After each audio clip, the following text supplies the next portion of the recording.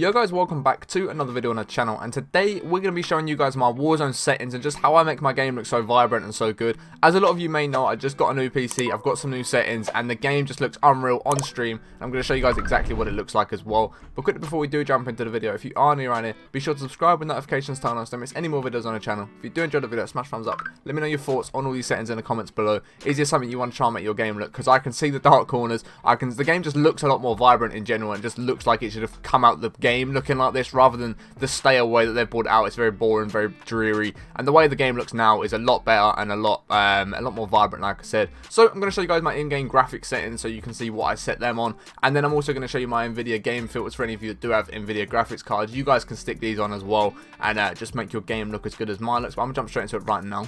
Right guys, so when it comes to things like general, I play 120 FOV. I have been playing 105, but I'm back on 120 now. I play on 60 brightness. I play with them at 100. All of this stuff sort of normal. If you play on console or you don't have an Nvidia graphics card, I'd recommend putting the Tritoponia, however you say it, colorblind type on, and then I'd put the colorblind target on both. But because of these Nvidia filters that I've got, I actually turn all this off and just use purely the filters and the in-game graphics to make my game like this. But like I said, if you don't have an Nvidia graphics card or you are on console, put the Tritoponia effect on. My mini-map shape is square, map rotation is enabled. Just sort of all this standard stuff, FPS counter, latency counter, packet loss I have on. Obviously if you're on console you won't have any of this anyway.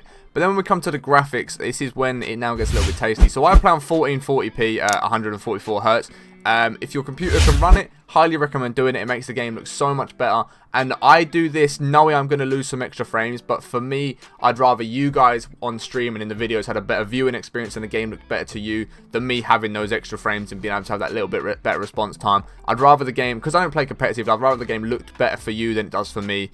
Than it feels for me anyway. So I play 1440p. If you can only play 1080p, just play 1080. Obviously don't try and push your computer too hard, then it can go. You want to be able to keep playing the game. You want it like above like 60, 70, 80 frames. You still want a decent amount of frames so it's not unplayable. But I play 1440p. Obviously as you can see I'm on the 3090, so I'm able to do this. It's a good enough graphics card to be able to play 1440p on 144 Hz. Obviously you need a 144 Hz monitor as well.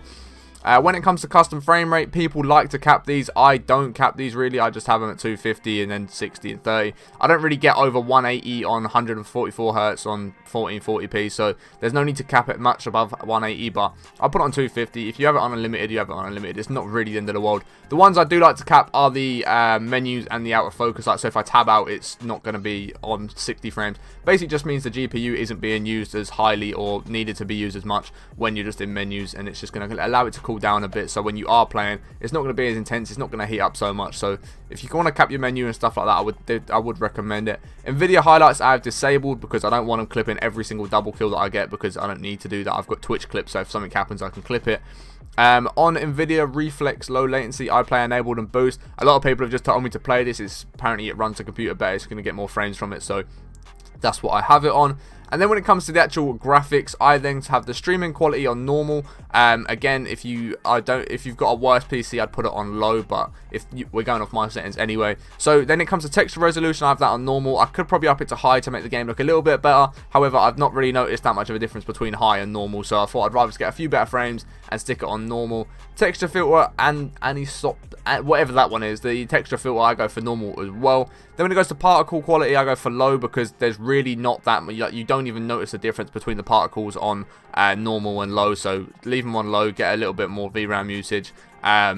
Bullet sprays and impacts I have enabled just because I like to be able to see them. There's things I like to see if someone sprays, I like to be able to see it. If there's bullets, I like to be able to see it, you know what I mean. Tessellation I have it on near. A lot of people I know run it on low because, you know, it's really not the end of the world. I just don't like how smoothed out and how like PUBG like the floor ends up looking on low, so that's why I have it on there. If you don't really care about how the floor looks, then you don't really care, but again, this is my settings to make the game look good for you guys. But if you don't really care about the floor looking amazing and actually having bumps in it, as you can see the difference there, it's just all flat and smooth and like merges into each other, whereas here there's actually definition of it and just makes it look a bit better. So I go with near. If you want to go for low, go for low. On demand texture streaming I have enabled. I haven't really touched any of that. I don't want to touch any of it because I don't really understand it, or I don't know how deep to go with that, so I've just left it as it is on the daily limits and the texture, whatever they've come as. When it comes to shadow map resolution, I go for normal. I like them to have some sort of quality about them, but again, it's really not the end of the world if you stick this on low. It's not something that you're gonna think, wow, the game looks really bad because my shadows don't look good. So you know, if you want to turn them to low, turn them to low. I just play with normal because again, I just want to make the game look a little bit better for you guys when you are watching. So then it comes to cache spot shadows and cache sun shadows. I have both of these enabled. Apparently you get better FPS with them as well. So if you have got these turned off and you're on a lower end PC, maybe try turning them on, seeing if your frames do actually improve. Been told by a lot of people it does actually improve them and makes the game run better. So if you have got them turned off, I'd recommend enabling them. When it comes to particle lighting, again, the same as we did have with the other particle stuff. Basically, I just have them on normal. It doesn't make a difference. Like, you're not going to really notice the difference that much. So there's no need to have it on really high and just be using a load of VRAM for no reason. Direct ray tracing have turned off. Obviously, you want the game to run as best you can. Ambient occlusion, I just have it on the static objects. If you wanted to up it to both, you could do both, but I have it on static. Don't really notice it with anything else, so you know, the game still looks very good for me. When it comes to screen space reflection, I just have that on normal. In terms of anti-analyzing or alias, whatever it is, I have it on Filmic SMAA TX2.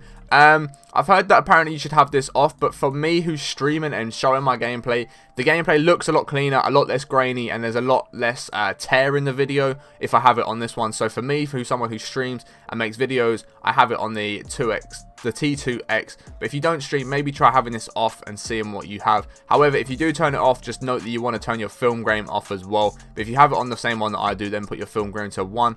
Depth of field I have disabled. I don't want it to be blurry around the outside when I'm ADSing because I don't really want that. World motion blur, weapon motion blur, both turned off. Fill grain on 0, and the dynamic resolution I have disabled because I don't really understand all that. I'm not going to go into it, and I'm just going to leave it as it is. I'm not going to touch it. It's a new feature. I don't need to go into that. So now I'm going to jump into a game and show you guys my game filters and go show you guys what the game looks like but with them on and the game looks like without them on, and I'm just going to jump into it right now for you.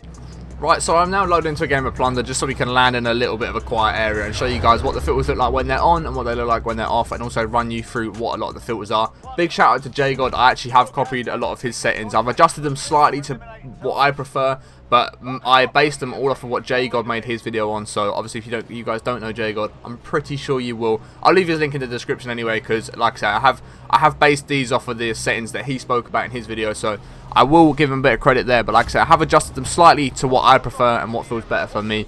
They're only slight changes, but we're going to land down here anyway. I'm going to show you guys exactly what the game looks like. As you can see, just off the rip, the game looks vibrant. It's got good colours. The greens are popping, the yellows are popping, like the blue there's popping. If you know what I mean, like the game just looks very good. It looks colourful, and the game should come out looking like this. I don't understand why it doesn't, but we're going to just land down here anyway. So this is what the game looks like, obviously with the filters on, and then if we just do Alt F3 and turn the filters off, the game then looks like this. And as you can see the difference right off the rip, the game looks a lot more black and white. It looks very dreary. It doesn't look very, it just looks very dull and boring. Like, I don't understand why the game has come out like this. And then again, we'll turn the filters back on so you guys can once again see the difference and just compare it. As you can see, like, it's just, the game just looks so much better like this. I can't believe the game hasn't actually been released like this. I don't understand why it hasn't been released like this. Blows my mind the fact that they've actually released the game looking as dreary as it does. But when it does come to the game filters, let me just bring that up right now. So the first one we're going to have is the color. We're going to go through the color first. I go for tint color on 0. If you don't know how to do this, guys, if you just got in video and you don't know what you're doing, basically when it comes to the styles, just click on the first one, click add filter, and then click then choose whichever one I'm talking about. So you choose color, then choose sharpen, then choose brightness / contrast. So when it comes to the color, tint color is on 0, tint intensity is on 0, temperature we drop a little bit down to -10, and the vibrance pop at about 70 72, and that's what I run for the color ones. Then we've got the sharpen. Once this decides to open, I go for 61% sharpened, like just a little bit, and then ignore film grain we put on 100. So if you've got any film grain left on the game, then it will just remove any of that, and yeah, make the game look a bit cleaner, a lot less grainy. And then when it comes to brightness and contrast, this is sort of where the game sort of really changes the color, gets its vibrancy from. Exposure we leave on 0%, Contrast I put up towards 60. I leave it on 58. If you want to put it up on 60, just mix about with these little things just a little bit to what you do prefer. Highlights I put all the way down to 0, which is basically going to eliminate a lot of the shadows and the really dark spots, as well as the help of shadows here obviously as well, which we're going to put down to minus 80%, and then we're going to increase the gamma to just 10%. And like I said, this what gives the game going from this look here, which, you know, is just very dull, very boring. You know, there's not a lot of color going on at all, to whereas if I change it from here, we'll put the filters back on, and as you can see, the game just looks a lot more vibrant. Like I keep saying, it's got them colors, it just pops. The game should look like this out of the box. I can't believe it doesn't. But yeah, they're all my settings. Hopefully you guys have enjoyed this. If you have, smash thumbs up. Let me know your thoughts on this in the comments below. If you need any more setting videos, if you want to see some better controller settings, some better aim assist settings, anything like that, let me know in the comments. I'll be sure to do that as soon as I can for you guys. But like I said, hopefully you have enjoyed the video. If you have, smash thumbs up. If you aren't already subscribed to the channel with notifications turned on so don't miss any more videos on the channel. If you want to follow me on Twitch, twitch.tv/Harry17p. My link will be in the description. We stream pretty much every single day right now, so if you want to go check that out, then the link will be in the description with my other social medias if you want to follow me anywhere else. Appreciate you watching all the way to the end, and we'll catch you next one in a bit. Peace.